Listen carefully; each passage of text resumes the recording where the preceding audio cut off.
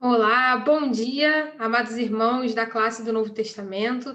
Eu sou a professora Esther. Estamos aqui para mais uma aula no nosso domingo, nossa escola bíblica discipuladora. E a minha oração é para que o Espírito Santo de Deus esteja ministrando aos nossos corações, conforme nós vamos fazer os comentários sobre as leituras que foram feitas durante a semana. Nós estamos fazendo a leitura cronológica, ou seja, de acordo com que os fatos aconteceram. E nós estamos chegando ao fim dos evangelhos, os evangelhos que são compostos pelos livros de Mateus, Marcos, Lucas e João, e nós temos visto que os evangelhos são muito plurais na maneira de narrar a história. A narrativa é sempre com o mesmo propósito de narrar os acontecimentos enquanto Jesus esteja na Terra conosco, mas os autores são diversos e o estilo de escrita é diverso. Então, nós estamos chegando ao final. E o fim das narrativas é sempre o mesmo: a morte e a ressurreição de Jesus e o comissionamento de Jesus para depois de sua morte. Então, a aula de hoje, depois de sua ressurreição, sua morte e ressurreição. Então, a aula de hoje vai ser dividida em duas partes: os relatos acerca da morte de Cristo e os relatos acerca da ressurreição de Cristo. Por que eu fiz essa separação? Para que nós possamos compreender, primeiro, quando nós vamos falar sobre os relatos acerca da morte de Cristo, eu não vou me ater às diferenças de escrita e de relato entre um evangelista, um autor do evangelho, e outro. Eu vou falar um pouco sobre algumas questões históricas que envolvem uma crucificação. E no segundo ponto, quando eu vou falar sobre os relatos da ressurreição de Cristo, aí sim eu vou pegar as diferenças e semelhanças entre a narrativa dos escritores dos evangelhos, dos autores dos evangelhos, para que a gente possa entender, né, como que funciona aí a narrativa de um e de outro. É importante, a gente tem falado sobre isso desde o início da leitura dos evangelhos, que a escolha da narrativa pelos autores, ela é muito pessoal, inspirada pelo Espírito Santo e também focada no público para quem eles estavam escrevendo. Então, por exemplo, Mateus estava escrevendo para os judeus, então a gente vê uma preocupação muito grande de Mateus em narrar os fatos e o cumprimento das profecias, porque ele estava falando para judeus, então ele queria comprovar ali na narrativa dele que aquele fato aconteceu em cumprimento a algumas escrituras, algumas profecias sobre Jesus. Já a narrativa de Lucas, ela é uma narrativa mais extensa, porque ele é um médico, ele é aí um intelectual, mas ela já é uma narrativa escrita aos gentios, ou seja, os não-judeus. Então, é uma preocupação menor com a questão da lei, ou até mesmo a questão do cumprimento das profecias, e há uma preocupação maior em narrar aí algumas vezes em que Jesus teve contato com não-judeus. Então é importante a gente. E aí tem o relato de João e de Marcos também, mas esses foram só apenas dois exemplos para nós entendermos que as narrativas elas têm escolhas que são escolhas focadas no público, principalmente no que a gente para o que o autor para quem o autor escreveu. E claro, sendo guiados pelo Espírito Santo, que é a base para que nós cremos como Igreja de Cristo, nós cremos que as Escrituras foram inspiradas pelo Espírito. Ok? Então vamos começar aqui conversando um pouco sobre o relato da morte de Cristo, ou seja, da paixão de Cristo. Hoje eu preparei minha aula baseando em dois artigos. O primeiro é em um artigo chamado Paixão de Cristo, como foi a morte de Jesus segundo a ciência, que está no site da BBC Brasil, bbc.com, e ele foi escrito em 1º de abril de 2021, que foi na época da Páscoa desse ano, pelo Edson Veiga, mas também foi baseado num artigo divulgado lá na Eslovênia, escrito para a Band News Brasil. Perdão, para a BBC News Brasil. É um site de notícias bem antigo, muito consagrado no mercado. Então, nós temos aqui um artigo jornalístico escrito baseado em questões históricas. Meu principal foco de pesquisa não foi esse artigo, meu principal foco de pesquisa para a aula que eu estou ministrando aos irmãos é a Bíblia Sagrada. Mas nós sabemos que é importante a gente entender a história por trás do fato, porque para a gente poder compreender realmente como tudo aconteceu de uma maneira global, como se a gente estivesse olhando uma figura bem de longe e conseguindo ver a grande foto de fora, né? Então, aqui no artigo a gente vê, e foram pesquisas científicas e históricas feitas, que a morte na cruz, o que era a morte na cruz? Vamos entender primeiro do que se tratava essa morte, como que ela funcionava historicamente lá para os romanos e por que que ela era feita, para quem ela era concedida, né? Então, a morte na cruz, cujo simbolismo acabou se confundindo com a própria religiosidade cristã, não era um acontecimento raro naquela época. Era a condenação à morte, ela era algo bem comum naquela época, naquela realidade do mundo romano. A crucificação era a pena de morte usada pelos romanos desde o ano 217 a.C., para escravos e todos aqueles que não eram cidadãos do império. Então é importante a gente entender aqui que a crucificação, ela era focada, era uma condenação dada a dois grupos de pessoas: escravos e não cidadãos do Império Romano. Jesus não era um cidadão romano, ele era um cidadão judeu, galileu, né? Ou a escravos. Então, aqueles dois homens que estavam ao lado de Jesus muito provavelmente não eram bandidos, porque depois, mais à frente, a gente vai ver que essa era uma morte dada a escravos e não cidadãos do Império Romano, e principalmente aqueles que eram responsáveis por rebeliões populares, revoltas populares. Então, aqueles dois homens que estavam uma à direita e uma à esquerda de Jesus, eles não eram bandidos ou estupradores e tudo mais. Haviam tipos de condenação para tipos de crimes. E essa condenação que Jesus sofreu foi uma condenação para esse grupo de pessoas, escravos, que fugiam dos seus patrões, ou que se rebelavam, ou que causavam que geravam algum tipo de crime, ou pessoas que não eram cidadãs do Império e que estavam envolvidas com algum tipo de revolta ou rebelião popular, tá bom? Então, essa é a citação de um cientista político, historiador especializado em Oriente Médio e escritor italiano chamado Gerardo Ferrara, da PUC da Santa Cruz de Roma, lá da Itália. Então, o que ele diz? Era uma tortura tão cruel e humilhante, a cruz, que não era reservada a um cidadão romano, ou seja, aos cidadãos romanos era reservada um tipo de morte menos humilhante, ou seja, a cruz era a pior das mortes, lembrando que ela era reservada aos escravos, né? Os escravos que causavam algum problema aos seus senhores e também a cidadãos não romanos. Então, Jesus realmente ele sofreu a pior morte que tinha lá no catálogo de mortes por tortura do Império Romano. Ela era precedida pela tortura, infligindo com vários instrumentos, conforme a origem e a proveniência social dos condenados. A crucificação não foi invenção romana, mas estava amplamente disseminada pelo Império Romano. E ela fazia parte de uma rotina dentro dos territórios que hoje chamamos de Israel. Mais ou menos uns 40 anos depois da morte de Jesus, quando houve a tomada de Jerusalém, milhares de judeus foram crucificados. Então, só para nós entendermos aqui que esse era um padrão de morte, de condenação à morte, né? Hoje em dia, em alguns lugares onde ainda há pena de morte, nos Estados Unidos, as mais famosas são cadeira elétrica ou injeção letal, mas nenhuma morte é tão cruel quanto a que os romanos faziam. Eles eram extremamente criativos, né, em inventar mortes cruéis. Vamos ver aqui o que foi que Jesus sofreu, o que o nosso Senhor sofreu. Eram 3 as maneiras de se executar um condenado na Roma antiga, segundo explica esse historiador lá da Universidade de Roma. Mas um objetivo as unia: não permitir a preservação dos vestígios de memória, em outras palavras, impossibilitar que os restos mortais fossem sepultados. Nós vimos aí que Jesus foi sepultado por José de Arimateia. Ele pega o corpo de Jesus, ele era um homem rico, e junto com Nicodemos ele vem e sepulta o corpo de Jesus. Mas, via de regra, esse tipo de morte era um tipo de morte que nem restos mortais deixavam. Geralmente, aos circos romanos eram destinados os condenados por crimes como assassinato, parricídio, crimes contra o Estado e estupros. O que é o circo romano? Era aquela arena onde eram soltadas as feras, tipo no filme Gladiador, e a pessoa tinha que lutar pela vida.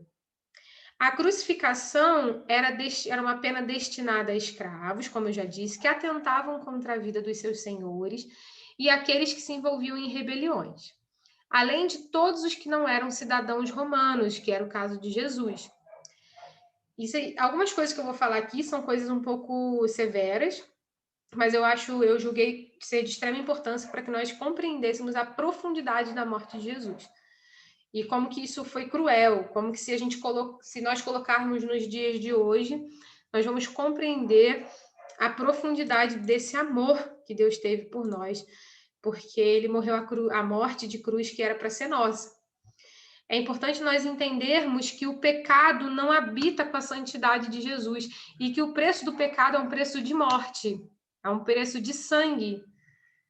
E o preço que Jesus pagou era para ser nosso.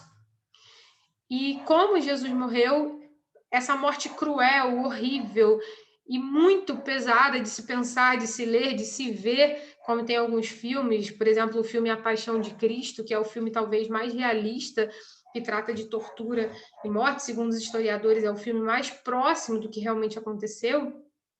Essa morte era para ser para a gente, porque a santidade de Jesus não habita com o nosso pecado. A santidade de Deus, o trono no qual ele habita, não tem comunhão com o pecado. Então, para que haja comunhão, é preciso ter morte, é preciso ter um preço de sangue. E Jesus, o próprio Deus, pagou esse preço de sangue por nós. Então, eu julguei muito importante que nós entendêssemos esses pequenos, grandes detalhes acerca da tortura e da morte de Jesus. Então, além de ainda vivos na cruz, aves de rapina já começavam a comer a carne do condenado, que já estava praticamente morto. 3 ou 4 dias depois, a carne desse indivíduo apodrecendo caía da cruz, cães e outros animais terminavam de se fazer o serviço, segundo esse historiador. Muitas vezes eles nem tinham mais espaço para poder jogar esses corpos ou lugares, essas valas onde os corpos eram jogados, eles eram jogados em qualquer lugar, o resto que sobrava daquelas pessoas. Mas Jesus Cristo não foi assim, né? Ele morreu antes, nós vamos entender o porquê daqui a pouquinho, mais para frente. Ele morreu antes, ele foi sepultado com especiarias, com todos os cuidados do mundo. O corpo de Jesus não apodreceu, como já era comum aos mortos que morriam na cruz. No início dos anos 2000, esse é interessante, é um fato interessante, o médico legista norte-americano Frederick Thomas Zugib, o professor da Universidade de Colômbia e um ex-patologista, chefe do Instituto Médico Legal, esse cientista, ele fez uma série de experimentos com voluntários para monitorar os efeitos que uma crucificação teria sobre o corpo humano. Os resultados foram publicados no livro The Crucifixion of Jesus, a Forensic Inquiry, a crucificação de Jesus, uma investigação forense. Eu não sei se tem na língua portuguesa. A crucificação de Jesus, uma investigação forense. Nos estudos desse médico, desse cientista, ele utilizou uma cruz de madeira com 2,34 metros na vertical, 2 metros na horizontal. Indivíduos voluntários, todos adultos, jovens na faixa dos 30 anos, foram suspensos nela e tiveram as suas reações monitoradas eletronicamente, com eletrocardiograma, medição de pulsação e aferição de pressão sanguínea. Atados assim, os voluntários não conseguiam encostar as costas na cruz e relataram fortes câimbras causadas pelo desconforto da posição, além de formigamentos constantes nas panturrilhas e nas coxas. Na época de Jesus, diferentes formas de cruz eram utilizadas nas execuções. Então, existiam várias, como eu disse, os romanos eram muito criativos para matar as pessoas, mas a mais comum era aquela em forma de T que nós conhecemos sobre Jesus. Enfim, e aí nós temos outros, o que é um entendimento quase unânime entre os pesquisadores, é que os cravos não eram pregados nas mãos, porque senão rasgaria com o peso do corpo, mas sim nos pulsos, nos punhos.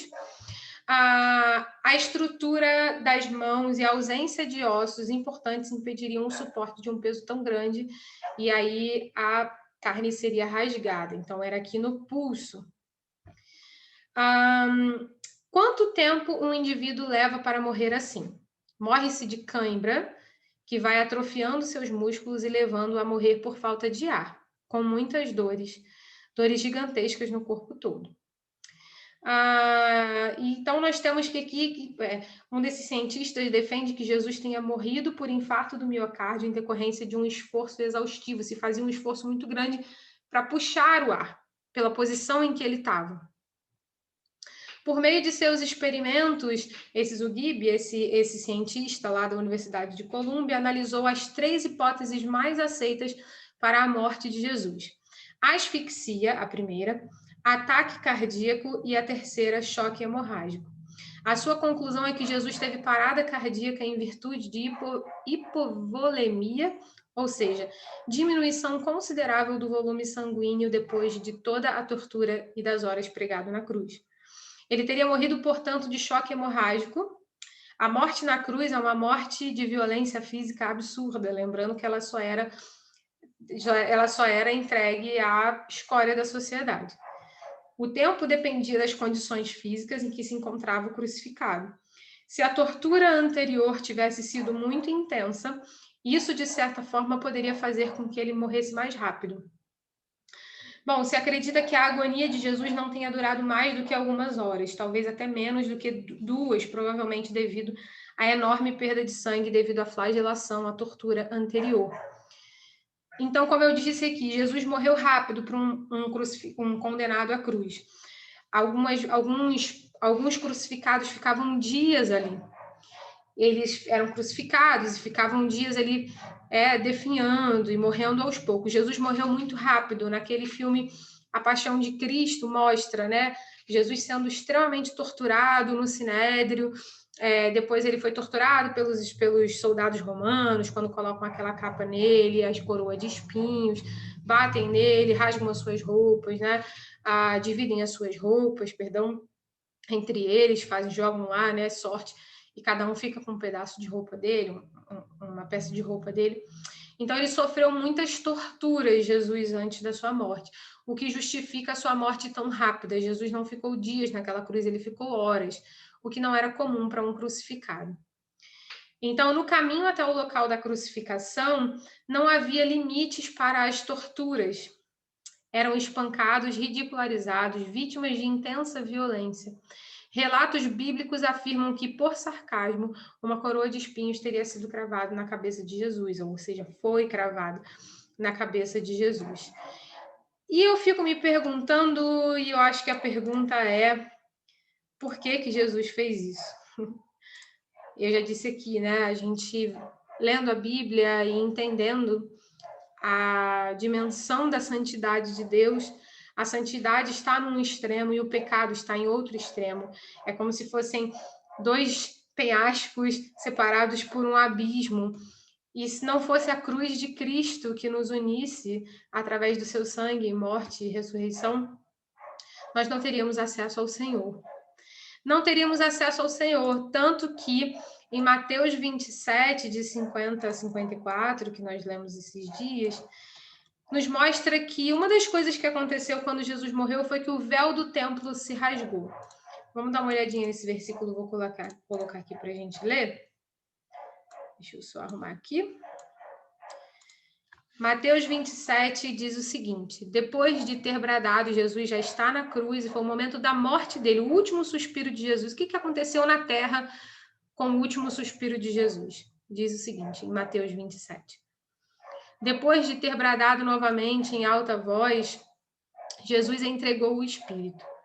Naquele momento, o véu do santuário rasgou-se em 2 partes, de alto a baixo. A terra tremeu e as rochas se partiram, os sepulcros se abriram e os corpos de muitos santos que tinham morrido foram ressuscitados. E saindo dos sepulcros, depois da ressurreição de Jesus, entraram na cidade santa e apareceram a muitos. Quando o centurião e os que com ele vigiavam Jesus viram o terremoto e tudo o que havia acontecido, ficaram aterrorizados e exclamaram: verdadeiramente, este era o Filho de Deus. Então, quando Jesus morre, alguns sinais, algumas coisas acontecem. A primeira delas é que o véu do templo, do santuário, se rasgou em 2 partes, ou seja, de cima a baixo, ele se dividiu, era como se fosse uma cortina. Mas que véu é esse? Que santuário é esse, né? Bom, no templo de Jerusalém haviam algumas divisões, e entre elas era entre o lugar santo e o lugar santíssimo. É como se fosse na nossa igreja, onde tem os bancos e onde tem o púlpito, onde as pessoas falam, né? O pastor, o pessoal que vai cantar e tudo mais. Então, ali em cima, no altar, era o lugar santíssimo, e só se tinha acesso ao lugar santíssimo o sumo sacerdote. E era no lugar santíssimo que o relacionamento profundo com Deus era realizado, era onde aconteciam os sacrifícios, onde os pecados eram perdoados. E o que simbolicamente significa essa cortina ser rasgada? Porque o lugar santo e o lugar santíssimo eram divididos por um véu, por uma cortina, e só tinha acesso àquele lugar o sumo sacerdote. Ou seja, só tinha acesso à presença de Deus um grande sacerdote, o maior pastor daquela comunidade. O que significa Jesus morrendo e essa cortina se rasgando? Significa que a partir do momento em que Jesus morre, o relacionamento dos homens com Deus é liberado. Não há mais nenhum mediador entre Deus e os homens, a não ser Jesus Cristo. É por isso que a religião protestante, uma das coisas pelas quais a reforma protestante militou, é que não há nenhum mediador entre Deus e homens. Na religião protestante, nós temos pastores, diáconos, professores e tudo mais, mas todos esses são facilitadores, eles não se colocam entre as pessoas e Deus. Todos os homens são responsáveis pelo seu relacionamento com Deus e todos nós somos como que sacerdotes. Nós podemos nos apresentar a Deus livremente nesse relacionamento. Ou seja, eu peço perdão pelos meus pecados, né? Sou eu que oro ao Senhor, sou eu que abro a minha Bíblia para lê-la. Não há necessidade de nenhuma intervenção. Outras coisas aconteceram aqui, houve um terremoto, as rochas se partiram, túmulos abriram e pessoas ressuscitaram. Imagina que coisa mais doida que não deve ter sido isso tudo, né? E alguns soldados romanos que ali estavam disseram verdadeiramente esse era o Filho de Deus. Então, esses são os relatos da morte de Jesus. Vamos conversar um pouquinho aqui sobre os relatos da ressurreição de Jesus. Estamos agora na segunda parte, a parte final da nossa aula. Os relatos da ressurreição de Jesus. Mais uma vez, como eu disse, eu utilizei um artigo, e dessa vez eu utilizei um artigo escrito pelo pastor Israel Belo, que está aqui no site, está um pouquinho escuro, está um pouquinho escuro, mas nós podemos ver, é um site chamado Prazer da Palavra. Quem quiser e tiver interesse depois, eu acho, e eu vou fazer o seguinte, eu vou colocar aqui na descrição do vídeo o link para esses 2 artigos, para quem tiver interesse de ler, porque eu fiz um apanhado maior, um apanhado um pouquinho resumido de tudo que foi escrito, ok? Aqui nessa parte dos relatos da ressurreição, eu não vou fazer um apanhado histórico sobre o que aconteceu. Nós vamos comparar o que cada evangelho relatou acerca da ressurreição de Jesus em alguns pontos. O primeiro ponto é a sexta-feira, um pouco antes do pôr do sol. O que acontece? Jesus é sepultado sob os olhares das mulheres. É importante a gente ver que as mulheres têm um papel bem protagonista na ressurreição de Jesus. Quando eu digo isso, o que eu quero dizer? Foram elas que foram até o sepulcro primeiro. A uma das Marias, Jesus apareceu pessoalmente mesmo, ele apareceu. São elas que vão avisar aos discípulos que estão escondidos em casa, são elas que vão avisar que Jesus mandou elas irem para Galiléia e lá esperar o retorno dele. Eu não vou ler todos os textos bíblicos, senão a gente vai gastar muito tempo aqui. Mas então, o primeiro relato é o relato em que Jesus é sepultado.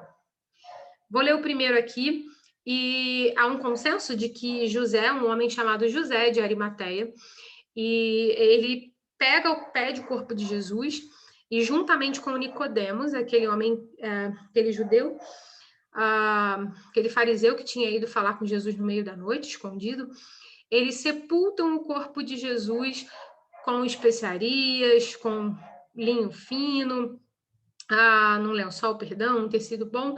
Então, ele não foi tratado como um crucificado era naquela época, jogado em qualquer vala. O corpo dele foi tratado com muito cuidado. Então, quando José de Arimateia vê que Jesus morreu, ele era um homem rico e influente, provavelmente, ele pede a Pilatos o corpo de Jesus. Ele era do conselho, esse homem, José de Arimateia. Ele pede o corpo de Jesus e Pilatos concede a ele o direito de sepultar o corpo de Jesus, o que não era comum a um crucificado, ok? Então, nós temos aqui em Marcos, vou ler aqui o de Marcos 15, que diz o seguinte: então José comprou um lençol de linho, baixou o corpo da cruz, envolveu-o no lençol e colocou num sepulcro cavado na rocha. Depois fez rolar uma pedra sobre a entrada do sepulcro. Maria Madalena, e Maria, mãe de José, viram onde ele foi colocado. Então, nós temos o mesmo relato em Lucas 23, e nós também temos o relato em Mateus 27 e João 19, ok? Em João 19 aparece Nicodemos, nos outros não aparece, mas enfim, a escolha dos autores de citar um ou outro. Segundo é que as mulheres compram especiarias para ungir o corpo de Jesus. Em Lucas 23 diz que as mulheres foram até o túmulo, seguiram José e foram para casa preparar perfumes e especiarias. Terceiro relato é no sábado. O que eu acho muito interessante nisso tudo é que no sábado há um silêncio na narrativa. Aqui em Lucas 23 diz: as mulheres descansaram no sábado em obediência ao mandamento. Nós temos uma sexta-feira, quinta-feira já lá no jardim, né, no Getsemane, muito conturbada, uma sexta-feira muito conturbada e um sábado de silêncio. É muito interessante nós vermos como que os judeus eram extremamente respeitosos com o mandamento do sábado. Eles verdadeiramente guardavam um dia do descanso. E eu fico me colocando no lugar deles, desses seguidores de Jesus naquela época, e que eles amavam muito Jesus, né? Pensa nesse José de Arimateia, o quanto que ele não deve ter arriscado, e Nicodemos também, um homem de influência entre os fariseus, quanto que eles não devem ter arriscado para sepultar o corpo de Jesus, e esses discípulos sofrendo perseguição, né? Lembro que Pedro nega Jesus 3 vezes e sofrem perseguição, porque Jesus foi morto. Imagina, na cabeça deles, eles estavam com muito medo de serem mortos também. E no sábado eles simplesmente ficam quietinhos em casa. É o tempo da provisão de Deus. Eu gosto muito de pensar no sábado não só como um dia, né, o sábado, né, mas como o dia ou o momento da nossa vida em que a gente descansa o coração e confia na provisão de Deus. E esses discípulos, os seguidores de Jesus, foram forçados a descansar, a não fazer nada. Primeiro, porque era a lei deles, da religião deles, e segundo, porque não havia nada que pudesse ser feito, né? Na cabeça deles, Jesus tinha morrido e pronto, acabou. E há um silêncio na narrativa, nada se fala mais sobre o sábado, além de que eles se recolheram para descansar. Bom, um quarto ponto ainda nessa narrativa é que Pilatos determina o policiamento no túmulo de Jesus. Lá em Mateus 27, diz que no sábado ainda, mas Pilatos não era judeu, né? Então ele trabalhava no sábado. Bom, no sábado ainda, alguns sacerdotes e fariseus foram até Pilatos e disseram: Pilatos, olha, esse homem disse que ressuscitaria no terceiro dia, então é melhor reforçar o policiamento lá na tumba de Jesus. E aí Pilatos atende ao desejo deles e reforça o policiamento, manda um destacamento de soldados para cuidar lá do sepulcro. 5. As mulheres compram especiarias adicionais. Lá em Marcos 16 diz que quando o sábado chega ao fim, ou seja, acabou o descanso, elas vão correndo, Maria Madalena, Salomé e Maria, mãe de Tiago, compraram especiarias aromáticas para ungir o corpo de Jesus.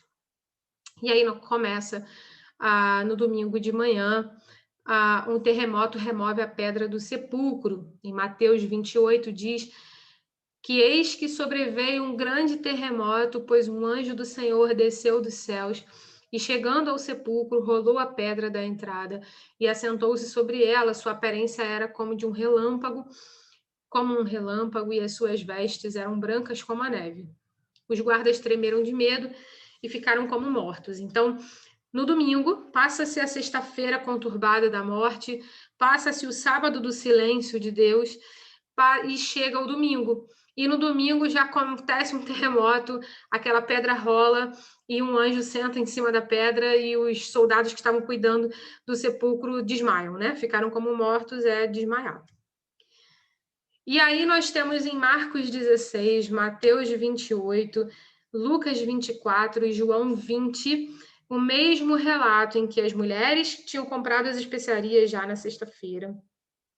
É bem coisa de mulher cuidadosa mesmo, né? Elas compraram especiarias na sexta-feira, no sábado, depois que acabou o Shabat, o descanso, elas foram comprar mais especiarias. Então, quando entra o domingo, bem cedinho pela manhã, no nascer do sol, nos 4 evangelhos narra-se que elas foram até o sepulcro.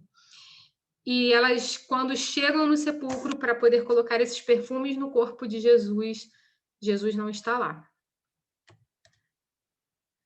Quando elas se dão conta de que Jesus não está lá, existe o ponto 8 aqui, que as mulheres contam o que viram aos apóstolos. Em Lucas 24 narra o seguinte: quando voltaram do sepulcro, elas contaram todas essas coisas aos 11, porque Judas não estava mais lá, né? E a todos os outros. As que contaram essas coisas aos apóstolos foram Maria Madalena, Joana e Maria, mãe de Tiago, as outras que estavam com elas. Mas eles não acreditaram nas mulheres. As palavras delas lhes pareciam loucura. É claro, né? Imagina um sepulcro que estava com um destacamento romano, vários soldados guardando. Tinha lá uma pedra imensa fechando aquele sepulcro, e de repente, de manhã, a gente vai lá ver o que aconteceu e simplesmente Jesus não está mais lá.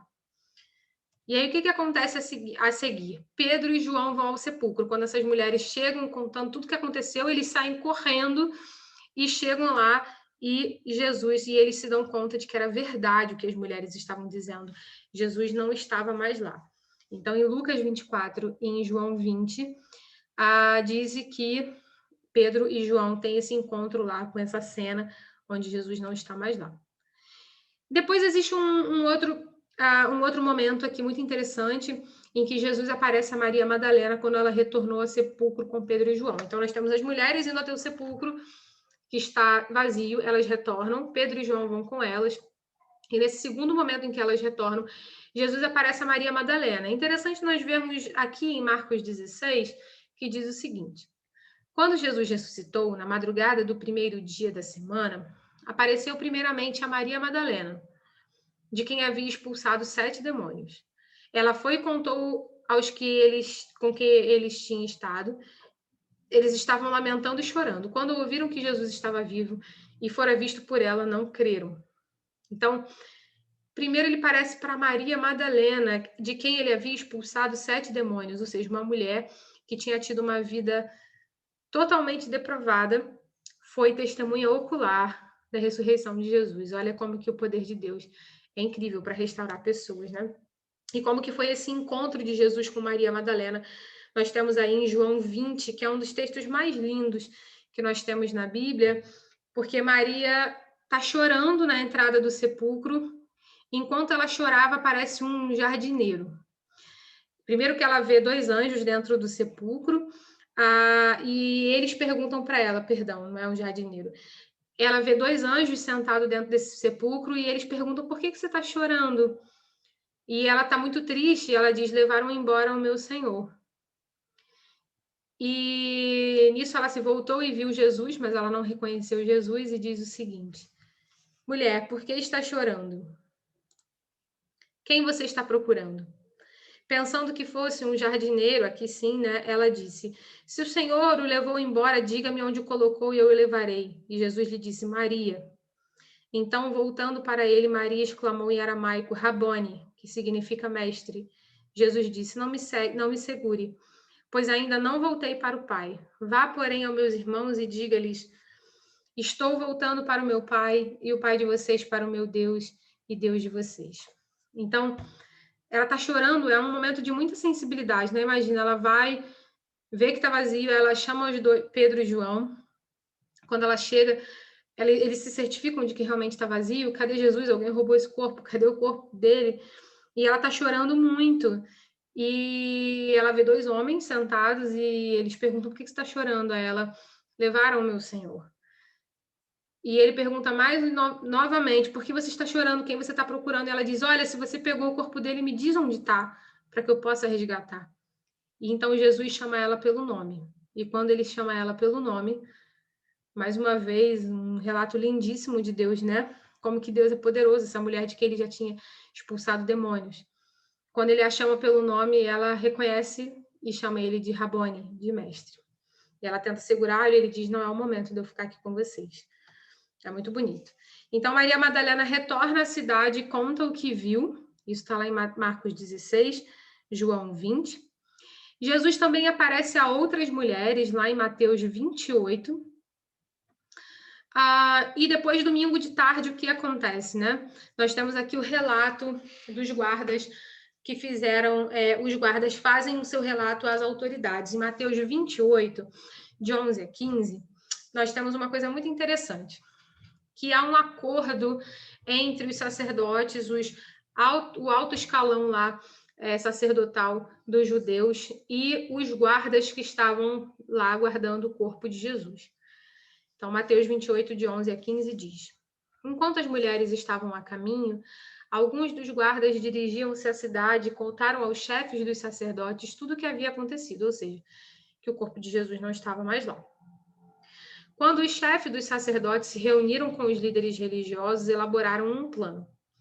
Deram aos soldados grande soma de dinheiro, dizendo-lhes: Vocês devem declarar o seguinte: os discípulos dele vieram durante a noite e furtaram o corpo enquanto estávamos dormindo. Se isso chegar aos ouvidos do governador, nós lhe daremos explicações e livraremos vocês de qualquer problema. Assim, os soldados receberam o dinheiro e fizeram como tinham sido instruídos. E esta versão se divulgou entre os judeus até os dias de hoje. Não bastasse tudo o que os judeus e os sacerdotes já tinham feito naquele processo até ali, eles ainda pagaram, subornaram os guardas para dizer que os discípulos tinham roubado o corpo dele. O que é muito difícil de crer por diversas razões, mas uma delas é por essa obediência que eles tinham ao sábado. Eu fico pensando, o que faria eles quebrarem a lei num sábado e ir lá pegar o corpo de Jesus, se eles estavam bem quietinhos? Estavam todos eles juntinhos em casa adorando o Senhor, esperando realmente o que ia acontecer. Então, nós vemos aqui que há suborno, esses guardas são pagos para dizer que o corpo tinha sido roubado. Um outro relato que acontece: Jesus aparece a Simão Pedro no final da manhã, quando esse volta ao sepulcro. Essa não é uma narrativa que tem nos evangelhos, tá? Ela aparece em 1 Coríntios 15, que diz, 1 Coríntios 15, 5, que diz: E Jesus apareceu a Pedro e depois aos 12. Então, disse aí que antes de Jesus aparecer aquele grupo todo de pessoas, né? Quando Jesus apareceu a Maria Madalena e tudo mais, Jesus também apareceu a Pedro. Essa é uma narrativa que se encontra em 1 Coríntios, ok? Bom, domingo de tarde, Jesus aparece a 2 discípulos no caminho de Emaús, que é lindíssimo, né? Que está lá em Marcos 16 e Lucas 24. Esse é um dos meus textos favoritos, porque o que acontece? Existiam 2 homens e não são um dos 12. Eles provavelmente eram seguidores de Jesus, que estavam, né, sempre junto com Jesus, e eles estavam a 11 quilômetros de Jerusalém, indo para um povoado chamado Emaús. E eles estavam conversando entre si e, de repente, aparece um homem que começa a perguntá-los sobre o que vocês estão discutindo enquanto caminham. E eles dizem: Você é o único de Jerusalém que não sabe o que aconteceu esses dias? Um homem que era um profeta, poderoso em palavras e em obras diante de Deus e de todo o povo. Os chefes dos sacerdotes e as nossas autoridades o entregaram para ser condenado à morte e o crucificaram. Narraram a história para Jesus, para aquele homem que estava ali com ele. E nós esperávamos que ele ia trazer a redenção a Israel. E hoje já é o 3º dia desde que isso tudo aconteceu. Algumas das mulheres entre nós nos deram um susto hoje, foram de manhã bem cedo ao sepulcro e não acharam o corpo dele. Voltaram e nos contaram ter tido uma visão de anjos que disseram que ele está vivo. Alguns dos nossos companheiros foram ao sepulcro e encontraram tudo exatamente como as mulheres tinham dito, mas não o viram. E ele lhes disse. Então aqui eles narraram para Jesus, ele era um homem maravilhoso, um profeta e tudo mais, e nós tínhamos esperança de que ele ia nos restaurar. Mas hoje é o 3º dia e nada aconteceu. Algumas mulheres disseram que ele sobreviveu, de que ele não estava no sepulcro. Alguns homens foram lá olhar, né, porque o discurso das mulheres tinha que ser, né, confirmado pelo discurso dos homens. Alguns homens foram lá para poder confirmar. E eles voltaram com a mesma história, mas sem o corpo. Mas ninguém o viu. E Jesus condena a incredulidade deles e diz: Como vocês custam a entender e como demoram a crer em tudo que os profetas falaram. É interessante nós percebemos que daqui para frente, quando Jesus aparece a mais pessoas, por muitas vezes, ou em todas as vezes praticamente, ele diz para essas pessoas: Por que vocês estão surpresos que eu ressuscitei? Porque vocês seguem incrédulos, não foi isso que eu disse que ia fazer? Eu fico pensando que quando Jesus retornar na sua segunda vinda, provavelmente ele vai dizer a mesma coisa para a gente. Ele vai dizer: por que vocês estão atônitos? Eu não prometi que faria isso. E eu fiz. Então, foi isso que ele disse para esses homens. Ele diz: como que vocês têm dificuldade de crer? E ele repete isso diversas vezes daqui para frente, quando ele aparece aos 12, quando ele aparece lá Tomé, que pede para encostar na mão dele, e aparece aos 500 lá na Galileia. Por que vocês têm tanta dificuldade de crer? Então, ele vai conversando com esses homens. A verdade é que esses homens convidam ele para passar a noite, e eles ainda não reconheceram que aquele era Jesus, porque Deus tinha fechado o entendimento deles. E enquanto eles estavam comendo juntos, no partir do pão, eles reconhecem que aquele era Jesus. E Jesus some da vista deles. E quando Jesus some da vista deles, tem uma das frases mais bonitas que eu penso, né? Não estava queimando o nosso coração enquanto ele nos falava no caminho e nos expunha as escrituras. Depois que Jesus sai, que os olhos deles são abertos, eles reconhecem que era Jesus que estava conversando com eles naquele caminho, enquanto eles estavam comendo. Jesus sai e eles começam a conversar entre si. Nossa, a gente não reconheceu que era Jesus, mas o nosso coração não estava queimando enquanto ele falava das escrituras, e que é algo inerente ao cristianismo, né? Nosso coração queimar quando a gente lê as escrituras. Então, eles retornam e contam tudo. Eles voltam para o caminho de Emaús, e eles vão para onde eles estavam indo, perdão, e eles relatam que Jesus apareceu a eles também. Tá? Então, até agora, Jesus apareceu a Maria Madalena, apareceu a Pedro, e apareceu a 2 no caminho de Emaús. Jesus aparece aos discípulos sem Tomé estar presente, Tomé está ausente, lá em Marcos 16, em Marcos 24, né? Temos aqui em Marcos 16 que diz o seguinte: mais tarde, Jesus apareceu aos 11, enquanto eles comiam, mais uma vez censurou-lhes a incredulidade e a dureza de coração, porque não acreditaram nos que o tinham visto depois de ressurreto. Então, nós temos aqui, agora sim, Jesus não aparece mais a 1 ou 2 pessoas, ele aparece aos 11 enquanto eles estavam juntos. É interessante ver que eles não se separaram, eles não foram cada um para um canto, eles estavam juntinhos, tanto que as mulheres saem desse grupo e vão para o sepulcro, retornam para esse grupo, chamam eles, e eles estão sempre unidos. O mesmo relato está lá em Lucas 24, o mesmo relato está em Lucas 20, né? Jesus censura a incredulidade deles e realmente aparece, né?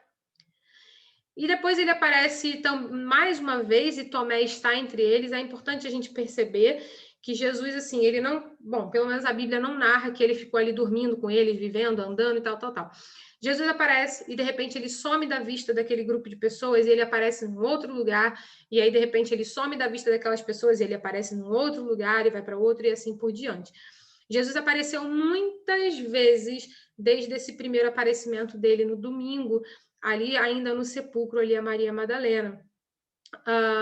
Então é importante nós vermos isso, né? Que Jesus ele aparece 2 semanas atrás, se eu não me engano, nós estávamos celebrando Corpus Christi, que é, né? Jesus está sendo revelado e tudo mais, se eu não me engano, é esse. Acho que é esse, né? Se eu estiver errada, me corrijam, meus irmãos. O feriado, né? Então, Jesus, ele aparece a diversos grupos em diversos momentos. Então, não é como se ele tivesse ficado ali na casa por um mês, dormindo com eles e comendo e pregando e formando ali mais um grupo de pessoas. Ele vai aparecendo a diversos pequenos grupos, a grupos maiores e assim por diante. Então, aqui ele apareceu aos 12, depois ele apareceu aos 11, depois ele apareceu já com Tomé. Tomé já tinha aparecido. Então, Tomé foi aquele que duvidou e pediu para encostar nas chagas de Jesus, né? Depois, Jesus aparece, semanas depois do primeiro domingo, Jesus aparece a 7 discípulos no Mar da Galileia. Esse é um aparecimento que foi bem mais longo, a gente não tem muita noção de quanto tempo foi, né? Mas provavelmente foram algumas semanas aí. Jesus já tinha reaparecido a eles, dizendo, né, olha, eu estou vivo, sigam com o que eu vou fazer para vocês. E eles estão no mar, tem lá Tomé, Pedro, Natanael e os filhos de Zebedeu, Tiago e João. Acho que é Tiago e João, e eles estavam no barco pescando, e eles não conseguiram pegar nada e passaram a noite pescando. Isso está lá em João 21.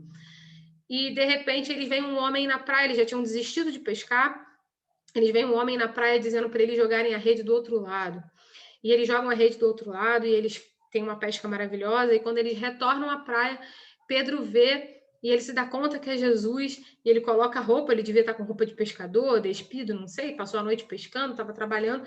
Ele coloca a roupa e ele se joga na água e ele vai para a areia, no que Jesus... Eu acho tão bonito isso, um toque tão humano.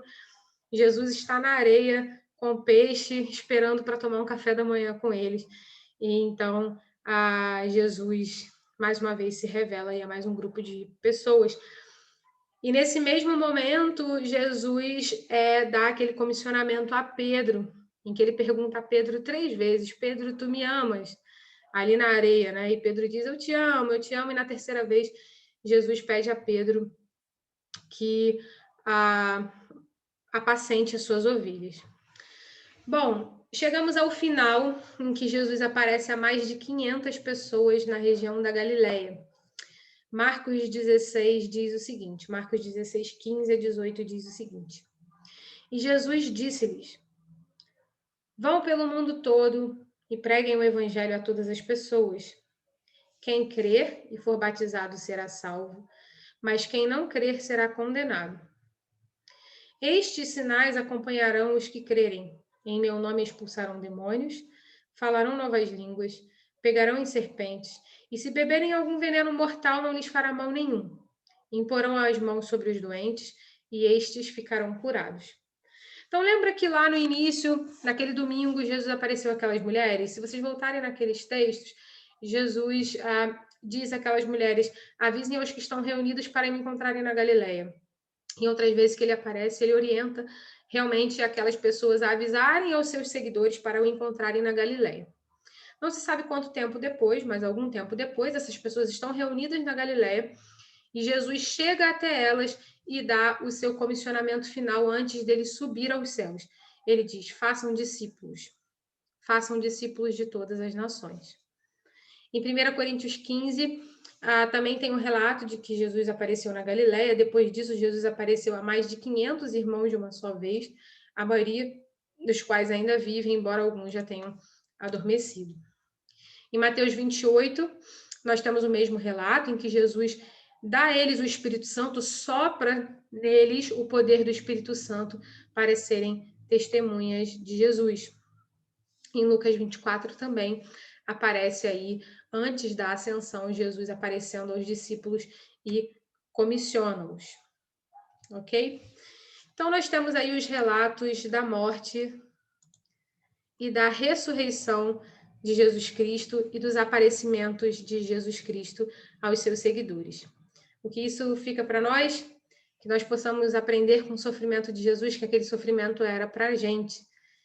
E qual é a resposta que nós podemos dar a tamanho amor que nos foi entregue? Fazer o que Jesus nos mandou fazer discípulos, todos os dias, em obediência a Ele.